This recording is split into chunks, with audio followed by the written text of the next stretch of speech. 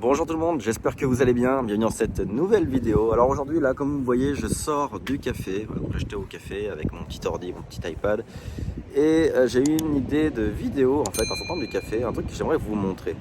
Alors là je vais vous montrer en fait la rue où je vis. Alors je vais retourner le téléphone. Donc voilà, ça c'est la rue où je vis à Shawinigan.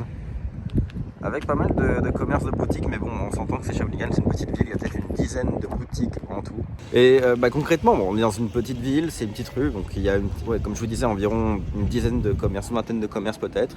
5 ou 6 en font partie de nos clients. Et ce que j'aimerais vous dire ici, c'est que dans cette rue, on a environ l'équivalent de 30 à 40 000 dollars en 2020. C'est-à-dire que c'est notre chiffre d'affaires de 2020, il y a environ entre 30 et 40 000 dollars qui ont été générés sur cette rue. Et ça n'aurait pas été possible si je m'étais niché. Alors là, vous allez peut-être péter un plomb devant votre ordi, parce que vous allez vous dire, mais attends, tu nous conseilles de nous nicher et tout dans ta formation. Et là, maintenant, tu es en train de nous dire que tu n'aurais pas pu faire de l'argent si tu avais été niché. Alors, c'est l'objet de cette vidéo. J'aimerais aujourd'hui vous expliquer dans quel cas vous devez vous nicher et dans quel cas vous devez éviter d'être niché. Et vous allez voir, il n'y a pas de vérité universelle, c'est un truc que je dis très souvent. Il n'y a pas de vérité universelle, dans certains cas vous devriez vous nicher, dans d'autres cas non. Je vais vous expliquer mes choix personnels aujourd'hui, je vais vous expliquer ce que je vous conseille et dans quelle mesure je vous le conseille. Mais vous allez voir, je tenais à vous le montrer parce que là au moins c'est concret.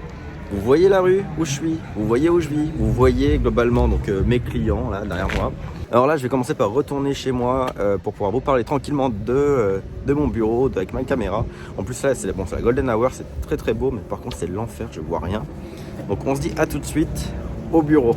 Ok, donc on est quand même mis au bureau pour discuter. On est quand même au Québec au mois de mars, donc bon là c'est déjà cool, on est entre 0 et moins 10, mais je préfère être à plus de 10 degrés pour vous parler tranquille. Mais je tenais à vous montrer la rue, ça fait quand même, ça rend les choses plus concrètes. Alors aujourd'hui on va parler des niches et je vais venir poser cette vidéo en tant que complément à ce que j'ai pu dire peut-être dans le module de la formation que vous avez sûrement vu si vous faites partie des membres de Devenir Consultant. D'ailleurs module et formation qui vont être mis à jour fin mars début avril, parce que je suis en train de refaire toute une nouvelle version de la formation qui va être bien intéressante. On va venir compléter plein de choses, on retourne tout, on ajoute des modules, on fait venir des intervenants, donc ça va être plutôt sympa. J'ai hâte de libérer tout ça et de communiquer tout ça. Également ça viendra en complément des autres vidéos que j'ai pu faire sur les niches. Mon idée ici c'est d'expliquer dans quel cas une niche est un avantage et dans quel cas une niche est un frein pour vous, et je vais vous donner quelques critères, quelques points pour valider votre niche, valider que vous devriez bien vous nicher ou au contraire que vous devriez plutôt être généraliste. Le but là c'est vraiment que vous ayez toutes les informations pour déterminer si vous avez besoin de vous nicher ou pas. Alors d'abord, voyons concrètement dans quel cas est-ce qu'on doit se nicher. Écoutez, se nicher reste une excellente façon d'avoir très rapidement de gros résultats du moment que vous répondez à certains critères. C'est-à-dire que finalement, une niche, je vous le dis tout de suite, ça peut être un frein ou un accélérateur, hein, clairement. Mais dans les cas où c'est un accélérateur, c'est dans les cas où la niche représente pour vous un avantage compétitif. Alors, je vais vous donner un exemple. Imaginons que, je prends mon exemple personnel. Mon père travaille dans l'hôtellerie. Et même si lui n'est pas décisionnaire, ou n'a pas un hôtel, ou n'est pas PDG ou quoi que ce soit, il a eu pas mal d'expérience professionnelle dans l'hôtellerie, donc il a du réseau dans l'hôtellerie. Et surtout, j'ai fait un stage pendant mon lycée avec mon père, ce qui fait que, et puis même aussi pendant l'école de commerce et le BTS, ce qui fait que j'ai appris des mots en lien avec l'hôtellerie. J'ai été formé à la culture hôtelière. Ce qui veut dire qu'aujourd'hui, je pourrais dire, si je décide de me lancer en SMMA, qu'avec mon père qui travaille dans l'hôtellerie et ma culture hôtelière et mon jargon hôtelier, oui, j'ai un avantage compétitif par rapport à d'autres agences. J'ai les mots d'un hôtelier. Ce qui fait que quand je vais approcher un hôtelier, là où tous mes concurrents vont lui parler avec des mots classiques, moi je vais lui parler avec son langage. Aussi, je sais déjà ce qui compte pour un hôtelier. Par exemple, je sais qu'est-ce qu'un hôtelier veut, c'est faire des ventes sur son site web au lieu de les faire par Booking ou par Expedia pour pas payer de commission. Des ventes en direct, on appelle ça. Donc ça, je le sais, j'en ai conscience. Donc j'ai conscience en fait des défis d'un hôtelier. Je sais quels outils utilise un hôtelier et je sais avec quels mots il parle au quotidien. Et en plus de ça, j'ai du réseau éventuellement par mon père ou par d'autres personnes que j'ai rencontrées dans mon écosystème hôtelier. Ce qui fait que j'ai du réseau qui fait que je pourrais aller encore plus vite pour avoir une certaine réputation, une certaine notoriété sur le marché de l'hôtellerie. Et on va dire des logiciels en lien avec l'hôtellerie, etc. Donc là, On pourrait dire que oui, j'aurais le profil pour me nicher dans le monde hôtelier et pour aller plus vite que la normale. Et c'est vrai que dans ces cas-là, on va aller plus vite que d'autres entrepreneurs qui sont peut-être généralistes. Parce que dans ces conditions-là, c'est sûr que vous avez tout de suite des gens à qui parler. Vous vous faites tout de suite une réputation. Vous pouvez tout de suite demander à vos clients dans l'hôtellerie de vous référer à d'autres clients dans l'hôtellerie. Donc forcément, ça parle de vous plus rapidement. Là, effectivement, oui, on ne peut pas dire le contraire. La niche va aider à accélérer. Mais c'est parce que vous avez un profil, comme là dans mon exemple, j'aurai un profil qui me rend apte à me nicher et à avoir des résultats rapidement. Maintenant, mon problème et la raison pour laquelle je fais cette vidéo, c'est qu'il y a aussi des consultants, peut-être parmi vous, qui ont décidé de se nicher et qui aujourd'hui vivent la niche comme un frein. Un exemple concret, imaginons que j'arrive à Shawinigan, là, j'ai pas d'affinité avec un secteur d'activité. J'ai une ville devant moi, 50 000 habitants, 600 entreprises, donc un beau marché qui est ouvert. Et imaginons que même si j'ai pas d'affinité pour l'hôtellerie, je connais personne dans l'hôtellerie, j'ai jamais travaillé dans l'hôtellerie, je décide de cibler les hôtels. Mon problème, c'est que d'un coup, des hôtels, vu que j'ai pas d'affinité envers eux, je vais avoir autant de mal que n'importe quel autre marketeur à les approcher, ou à me faire connaître d'eux, et j'aurai pas d'avantage compétitif pour leur parler. Et en même temps, j'aurais volontairement baisser mon marché potentiel. Par exemple au Québec, je crois qu'il y a genre 300 hôteliers indépendants, 300 hôtels indépendants, alors qu'il y a 600 PME dans ma ville, à Shawinigan. Donc ça veut dire qu'en arrivant, je vais me limiter dans ma niche, et en plus je vous dis qu'il y a 300 hôtels indépendants, mais vous n'allez pas pouvoir travailler pour deux hôtels un à côté de l'autre. Donc peut-être qu'au final, vous avez un marché potentiel de 50 ou 80 hôtels ou 150 hôtels au maximum au Québec. Alors que techniquement, en tant que généraliste, vous auriez pu avoir 600 clients rien qu'à Shawinigan et des dizaines de milliers sur l'échelle du Québec. Mais là, effectivement, quand je vous ai montré les boutiques dans la rue tout à l'heure, si j'étais à Shawinigan, que j'avais pas d'expertise particulière, pas de connaissances particulières, choisir l'hôtellerie m'aurait fermé les portes de tous les clients que je vous ai montrés dans la rue. Je n'aurais jamais pu aller closer tous ces clients-là. Donc la question que vous devez vous poser avant de choisir une niche ou de vous dire je choisis cette niche et je fonce, c'est est-ce que j'ai des œillères et est-ce que cette niche va vraiment... Est-ce que cette niche, avant de me mettre des œillères et de ne regarder que cette niche, est-ce que j'ai certains avantages concurrentiels ou quelque chose qui fait que cette niche va être un énorme boost pour moi?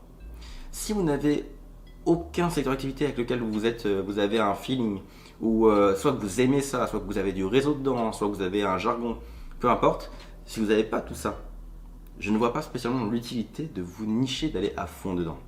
C'est là où je mets un petit disclaimer par rapport à éventuellement à mes conseils par rapport aux niches. Vous voyez, techniquement, il faudrait que mon conseil sur la niche soit toujours accompagné de ce petit disclaimer. Donc c'est pour ça que je le fais dans cette vidéo. Mais concrètement, vous devriez toujours choisir une niche avec laquelle vous avez une affinité particulière. Et c'est là où ça fera la différence. Donc concrètement, si vous n'avez pas d'affinité particulière et que vous ne vous nichez pas, donc il vous reste à être généraliste. Et quand on est généraliste, écoutez, ça ne veut pas dire que l'histoire sera plus compliquée, etc. Moi, même en ayant un attrait pour l'hôtellerie, j'ai choisi d'être plutôt généraliste. Et la seule différence, c'est que finalement, ma niche, entre gros guillemets, c'est ma zone géographique.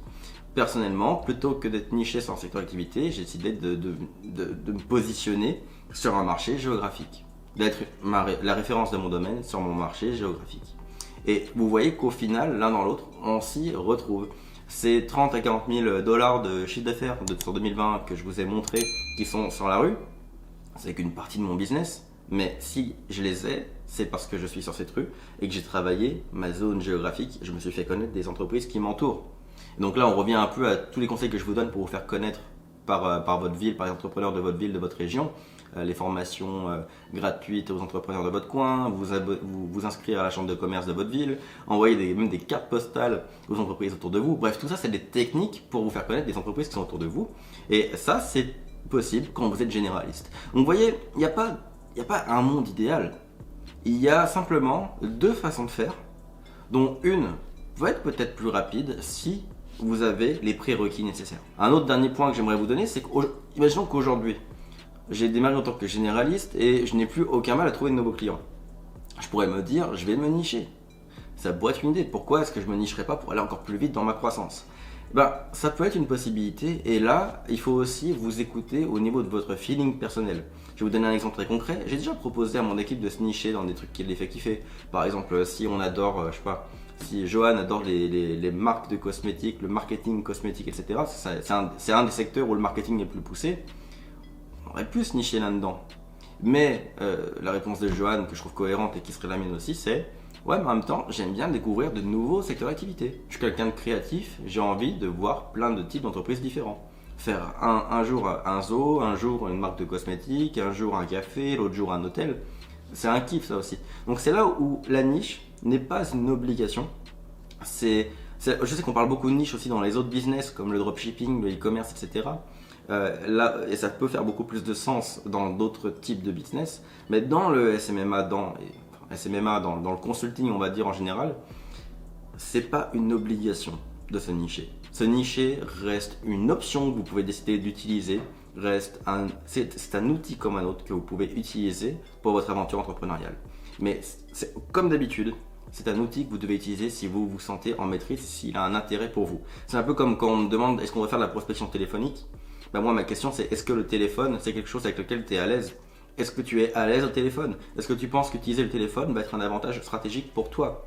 Si tu bégayes au téléphone parce que tu supportes pas le téléphone, non, ce n'est pas une bonne solution. Si tu es super à l'aise et que tu arrives à créer une conversation au téléphone avec quelqu'un que tu connais pas, bah fonce, tu vas pouvoir faire le Wall Street. Donc concrètement, vous voyez, tout ça c'est des outils et en fait, ils doivent être adaptés à votre cas personnel. Donc voilà, j'espère que cette vidéo éclaircira tout ce sujet des niches. Prenez le temps de réfléchir à est-ce que vous êtes niché et est-ce que vous êtes niché pour les bonnes raisons? Est-ce que vous ne devriez pas plutôt être généraliste ou à l'inverse? Est-ce que vous êtes actuellement généraliste et vous vous reconnaissez dans tous les prérequis qui montreraient que vous seriez peut-être plus efficace dans une niche précise? Donc ça marche dans les deux sens.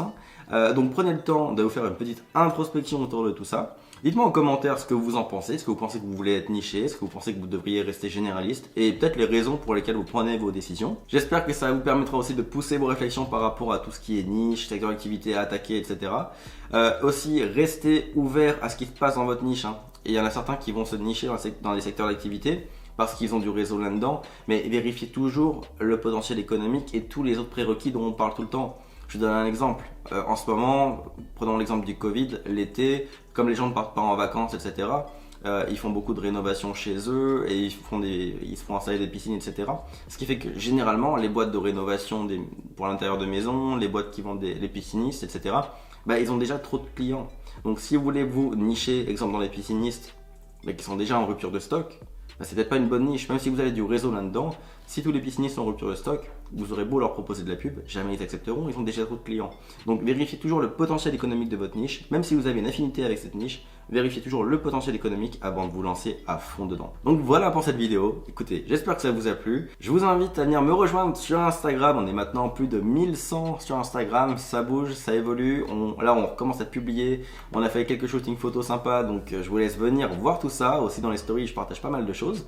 Et si vous voulez devenir consultant en marketing numérique, je vous laisse aller voir en description. Il y a une masterclass gratuite dans laquelle je vous explique les 5 premières étapes pour lancer votre agence en marketing numérique. Donc sur ça, je vous dis à très bientôt pour une prochaine vidéo.